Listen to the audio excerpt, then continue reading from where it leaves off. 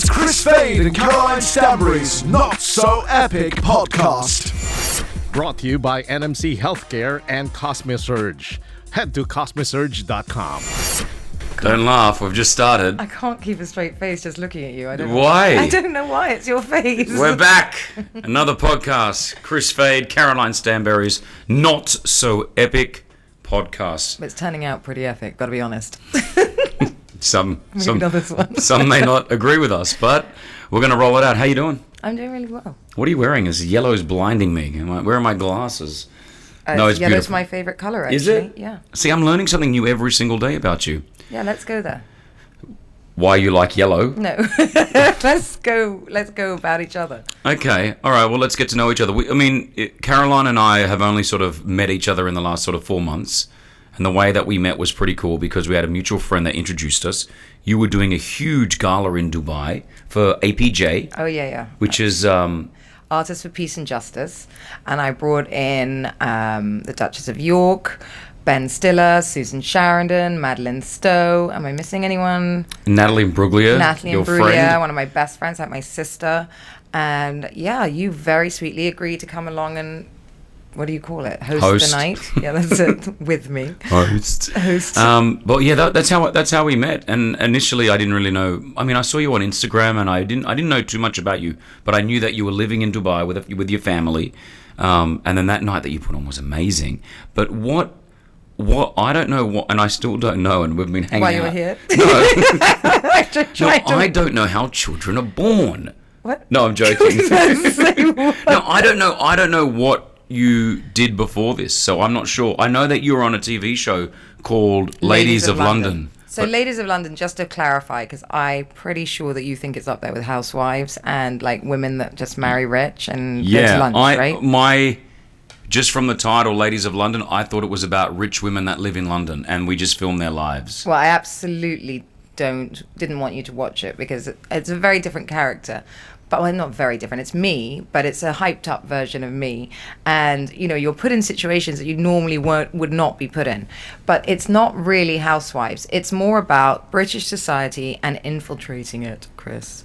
So American women are fascinated by us Brits and how we, lineage and how we're born and the voice and, So this aired in America? It aired in America, yes. And it aired in Australia because randomly... It actually aired in like 22 countries. Did it really? Yeah.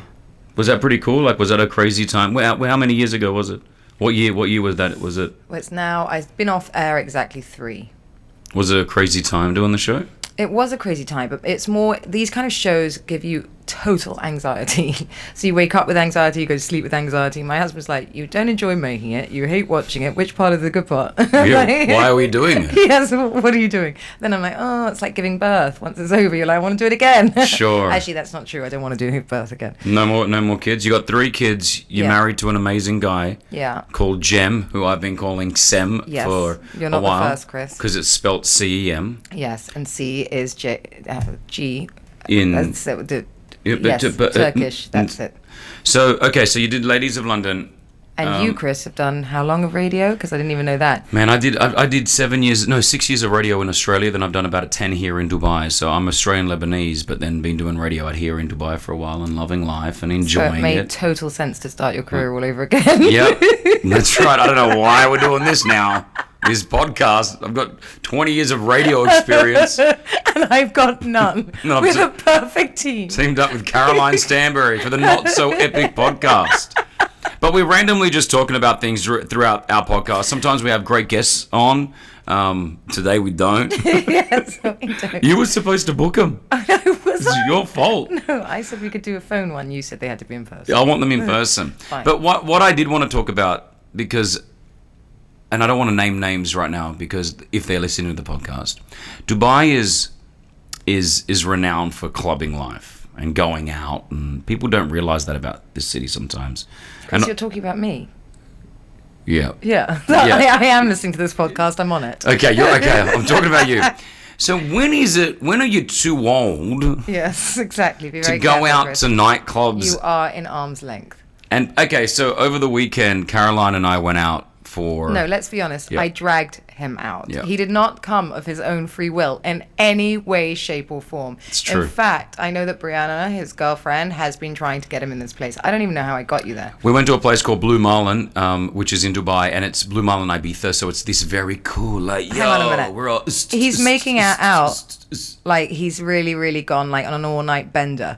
We started at 6 p.m., people, and we were home by 10. That's a big night. Let's be honest. It's a big night for me. This is like, So, my girl's been wanting to go there for a while. She does go there, but I'm not a guy that likes to go out anymore. I mean, listen, I do like to go out, but where I'm at in my life, I want to be able to choose where I want to go. He started a new podcast, started his career again. Now he's going out. I've only been around 6 months. This is getting crazy Where now. are we going next? Where are we going? No, but like I like to make sure that if I'm going to do something, I don't want it to be done forcefully. In the sense of, I'd like to do things that I really want to do. So You didn't really want to go there, Chris. listen, if it was like, do you want to go grab some pizza? That would have been like down for that. Or do you want to like that? But I went because I think new experiences are Admit it. sometimes cool. You quite liked it. I had a good time. We were with You great met people. really nice people. You I really met- like my friends. Yes, but the point of this, and this is not so much directed at you, Oh. because how old are you? Well, I'm turning 43. 43. We This heard month. that. 40. Can we get a little like? Do I have it? Let me just say, hold on. I've got this new thing I want to use. Oh, God, She's turning 43. Everyone. It's the wrong one. I think No, it's what- meant to be the d one, isn't it? Hold on. We bought new equipment. Is she turning 43? Yes. That's the one we're looking for. I am. She is. So this is something I struggle with, actually. So does my husband. Because when you're in your 20s, you get married, you're told to do what you're meant to do, have babies, you behave a certain way. I couldn't wait to be sort of a housewife. And then as soon as it was like my baby slid out and something changed in me. And then I wanted to be in a nightclub. I completely changed. A lobotomy. So there's like before Kids Caroline, after Kids Caroline? Is My that? husband said he's like gone through like 9 different wives. Wow, Yeah. but it's all the same. It's Caroline Stanbury, but he's had 9 different. Yes, not literally 9 He hasn't had 9 wives. Everyone, That's how rumors start. Yes.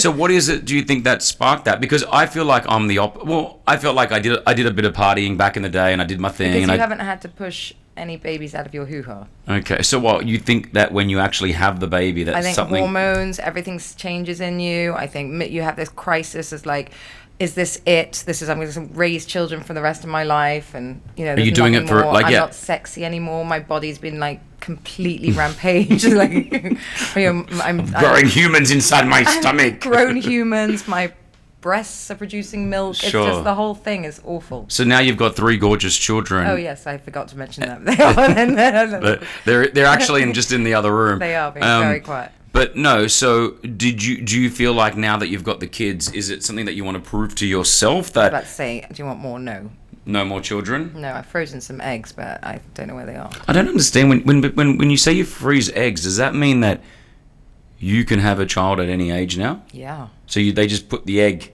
Back in. they put it back Can in you and it imagine I'd be grows. 70 and have one. So you could be 70 years old and have a child. Well, I mean, I think that's the world record today. I mean, I wouldn't want one. So I why think have they'd you be frozen dead. the eggs? Well, I don't know. I froze them when I did, because my boys are IVF. So I had so many then. I froze some. But then now I probably get rid of them because I don't actually want any more. The eggs, not your No. boys. It's debatable. We'll use the boys. Yeah. Hold on, can we just go to IVF? This is so interesting. I didn't know Yeah. about IVF. Yes. IVF, did you obviously needed to do No, IVF? Chris, I did it for fun. Said no Hold one on. ever. Hold on. Yes, Chris, no one voluntarily does IVF, I can assure you. I know. I just want to know because someone told me the other day, I've got 2 beautiful girls, Mm-hmm. and if I want to have another baby one day, Yes. if I wanted a boy, Okay, that's something else. In England, you're not actually allowed to choose the sex of your children. and I don't want to choose it, but I was like, for a second. Oh, we're talking about you. What? I didn't even know this is you. No, I'm saying You've got like, 2 beautiful girls if you wanted a boy. but isn't that what? You can do that, yes. Then you can choose. Is that completely different to IVF? No, you still have to do the same basic thing. Right, and where they- they take the eggs out, they then separate the boy and the girl ones, and then they basically put the right one in. But that's illegal in some countries. Is 'cause it? It's choosing the, it's Yeah. meant to be. And I would actually lay money on it that it's illegal in this country. Yeah, I don't want to do it. I just thought about it and I thought, oh, that's pretty cool. I do know people that do it. Have Really? done it. Yeah, in America. People do it in America. They go to America to do it. It's quite a process because you have to stay there for however long. But in England, you cannot choose the gender. And so when you had IVF, you didn't realize you were going to have twins, obviously. Twin boys, you mad? Yeah. First of all, when I did IVF, I did make hints that I would have liked a boy, but well, my husband did because we had a girl, and I thought I only wanted one more baby. That was for sure. A boy, yeah. Yeah, and one. Like, Yeah. I was positive I wanted one.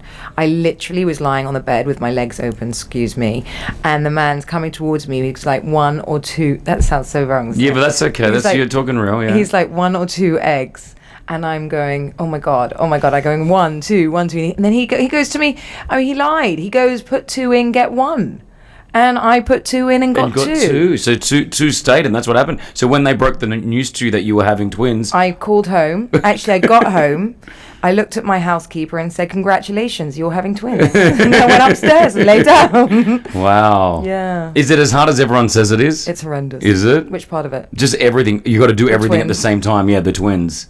I mean, first of all, just carrying them alone, Chris. I would be walking down the street, no joke. I would be walking, and I called my doctor because I felt like one of them might just slide out at any given time. I have actually asked him so many times if any babies had ever dropped out of a woman's hoo-ha while walking down the street. He said it hadn't happened yet. But it really feels like that because you're so heavy. so small and you're they're so tiny. heavy. Yeah. And also, like, when they kick into your thigh. It's the most weird experience, into your thighs, into wherever they can, because there's no space. It's awful. Yeah, I did not have that wonderful pregnancy that everyone glows and skips around town. Well, that's what. Let's touch on that because when I had. When my ex-wife, let's not take all the credit, Chris. I'm not taking when my ex-wife had the 2 girls that I've got, the first one especially, when you talk to people who are having babies. Did you watch it? Yep. How do you feel, Chris? And I watched it again the second time, which I was like, why am I watching it again? I watched it the first time. I just wanted to be that. I wanted to be the support. I wanted to be there. My husband was like, it's like a Quentin Tarantino movie. It's so bad. Yeah. I don't think, and that's the thing. Like, you speak to new parents to be, and one of my friends is going to have a child soon, and like a lot of their friends are like, oh, it's so beautiful and having a baby, and it's lovely, and it's oh my God, and it's like. No one tells you it's horrible. It's really bad. It's so horrible. Not just the birth. I'm saying the first couple of years is, oh man. I'm like, I don't know what's going. It's a total shock. It's a shock because we're going into it blind. No, it doesn't come with a manual. Yes. And then you get some woman living with you who basically bosses you around. And by the way, a maternity nurse, frankly, is the biggest scam on the planet. So what a maternity nurse comes in, they charge you 3 times the price. If you're a maternity nurse right now, sorry. this is all Caroline's. I've got nothing to do with that comment. I feel this way. What does a maternity nurse do? Well, that's what I'm about to tell you. Okay. Not a lot, Chris. Okay. So they charge 3 times the price of a normal nanny. And then, just as the baby begins to get a personality, They leave. they're out of here. So the baby basically is asleep the first 2 weeks, and you're like, oh, it's so cute, Yeah. the whole time. And then suddenly this woman is like, they put it in the routine, Chris. Well, the routine starts the moment the maternity nurse leaves. Then the baby suddenly opens its eyes, gets a personality, and and you're alone. You're literally alone. And I mean, obviously, we live in Dubai where we live away from our families. So obviously, some people have their grandparents or their parents hanging around, or their sisters and their uncles and their brothers. Which, when you live out this way, a lot of the time we've moved away. Like I had no crazy? one. When you have twins, Yeah. nobody wants to come help. Like nobody. Get away. Yes, my parents were like, you're on your own. I mean, it's not easy, and I think that's what I wanted to. I was toying one day about writing a book about childbirth. how we're not giving birth, but how crap having a baby can be. Oh yeah. That was going to be the title. No, I know. Because as a man, As a woman, I'm not meant to speak like this. yeah, but as a man, we don't know about, and this is something that we all have to learn about, is postnatal depression. I didn't know that when a lady, when a woman is breastfeeding her child, that there are actual hormone imbalances happening whilst the breast milk is coming out. So I don't even know if you knew that, but a doctor told me that. I have no idea about that, but So after you release the milk, Yeah. women can sometimes feel depressed because some of the hormones have been released, and now there's an imbalance. Like, I didn't know any of that, and there I am, like 26 years old, going, I got a kid and I think I'm all right and da-da-da. Did you know that when a woman, in the first 2 months, that's what the funny thing is, because when your bump shows, everyone's really kind to you, they get up from their seat, they hold the door open, but actually, it's the first 2 to 3 months where you don't show, which is the equivalent, did you know this, of a woman running 2 marathons a day, even if she's lying on her back watching TV. Really? Yeah. No idea. She's building eyes, nose, well, not eyes, but like at this point, bones. And of course. If you could give someone who's having a baby advice, don't do it. Don't do it. Or maybe don't one. say that. Okay, fine, have one.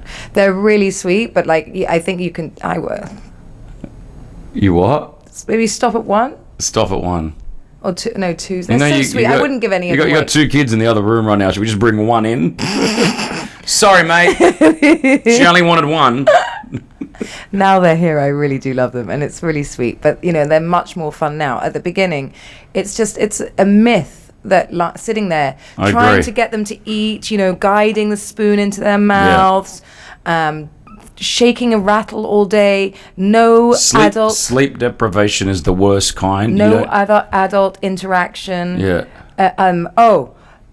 Everybody, at this point, everyone has seen your hoo-ha. Everyone has seen your breasts. Have you had any... It's true. Yeah, but that was before the babies as well, babies right? came out. No. When I was in hospital, there was like another person would just walk in and literally examine me. And you're like, okay, I've just give up at this point. Like, just leave the door open and just all of you take turns. Do what you got to do. Yeah, do what you got to do. And then afterwards, it's like, you know, everybody just walks in when you're breastfeeding and they don't ask. Like, it was the weirdest thing. Oh, and I hope my father-in-law doesn't hear this, but anyway, I remember with one of my sons just looking at him, and I had to stop breastfeeding because he looked so like my father-in-law. That's all I could see when I just looked at his face. I said to Jen, so you stopped breastfeeding him because he looked like your father-in-law? It was awful. It was bizarre. I had to do a double take because I can't do this anymore. I've got like... Kid, you're on formula right now. Is that really what happened? Because you really, I crossed my heart. Couldn't do it anymore. It was so weird. Well, because you do know that the babies come out and they look like the husband or the father-in-laws. It's like nature's way of proving that they're yours. Yeah, so we do all the work and you get all the glory, basically. No comment. Yeah. No comment on that. That's why you're doing a birthing book and she's not. I'm going to write that book. But if you're thinking about having a baby, or you've had one and you're hearing this, don't come to us. Both of us are not going to be like, it's the most amazing thing in the world. Oh my gosh, it's not. It's horrible. But now, like, my girls are 9 and 7, and mine are 13 and 9. And the 9, the twins, Kris. Oh yeah, that's right. 13, 9, and 9. That's right. And now it's a lot of fun. Now they've like become friends, and now you hang out, and this is the good part. But it's really also, let's not lie, it's hard work. Totally. I mean, it's such hard work. Like, you'll never get a weekend off.